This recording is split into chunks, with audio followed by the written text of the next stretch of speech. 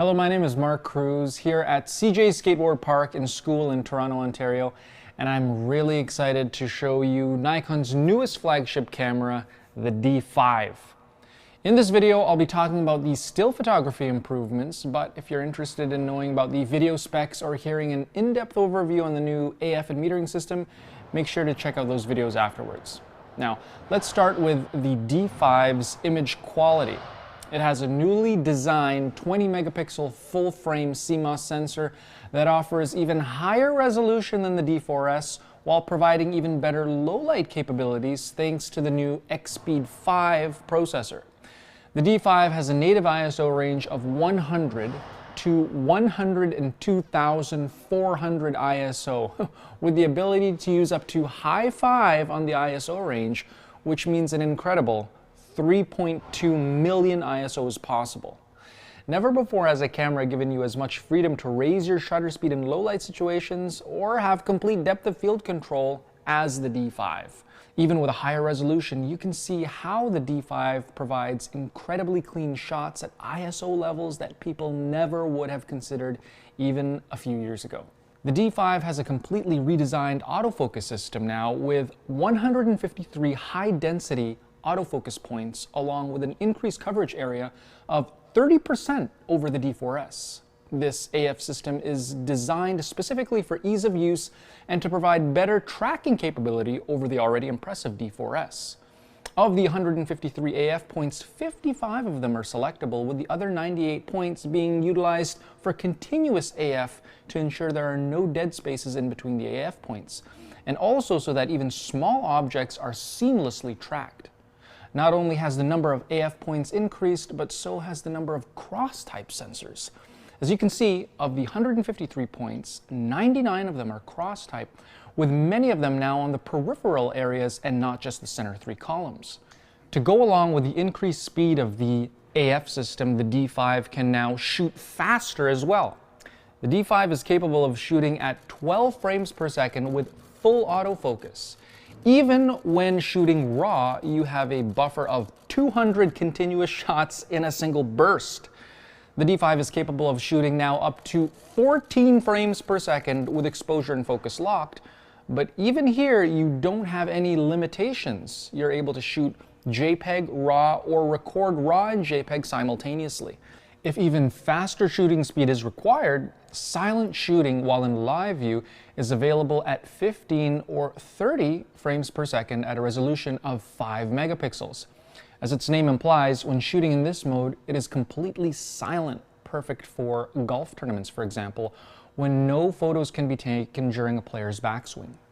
Let's look at an area that hasn't changed much over the last couple of generations of Pro DSLRs, and that's the LCD screen. The new D5 has almost tripled the screen resolution, now at 2.3 million dots. This will give the photographer even more confidence at fine focus adjustments or focus confirmation. A much bigger change is the fact that the D5's LCD is now touch sensitive. This has been employed specifically to help with workflow speed in playback. You can now double tap to zoom in, swipe the image to the left or right, or pinch to zoom in or out. There's also an exciting high-speed advanced feature that allows the bottom of the LCD screen to quickly scrub between shots. The speed you move along the LCD screen dictates how fast the images are advanced, with each image being shown instantly with no lag. If you commonly change the copyright or IPTC information, inputting of that info can now be done quickly using the touch screen. Now let's take a look at the ergonomics of the D5 next, as there have been many changes since the D4S. The side of the camera shows that the D5 is now USB 3 compatible, allowing 10 times faster transfer speed than the D4S. Next, in addition to the preview and function buttons, there's now a second function button to allow even greater customization than before. These buttons have an alternating convex and concave mold to differentiate it from the neighboring buttons. The top of the camera will show one of the bigger ergonomic enhancements. The mode button, which is usually found next to the shutter release, has been moved to the left of the camera, and in its place is now an ISO button. This means that changing the ISO can be done without moving your hand position at all, increasing efficiency when shooting. If you really miss where the mode button used to be, you can actually reassign it to the movie record button and have the best of both worlds. The back of the camera has had some changes made to it as well. There's a new third function button that can activate the network settings, record a sound clip, or use the new star rating system in playback. The info button has been moved to the audio annotation button position, and the dual memory card slots are now available either as a dual compact flash card option or a dual XQD option. XQD cards are a huge benefit to photographers or videographers who need robust cards with the fastest possible read and write speeds. Without pins, the XQD cards don't run the risk of damaging your camera, and with 4K recording becoming more and more prevalent, downloading an XQD card to a computer compared with the fastest CF card is done in less than half the time.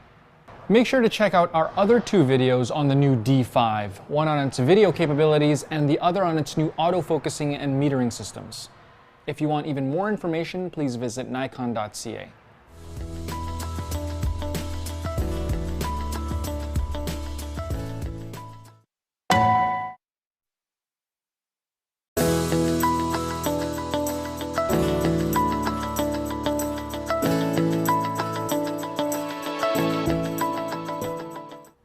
Hi, my name is Mark Cruz, and in this installment of the Nikon D5 series, I'll be going over the video capabilities of Nikon's newest flagship camera.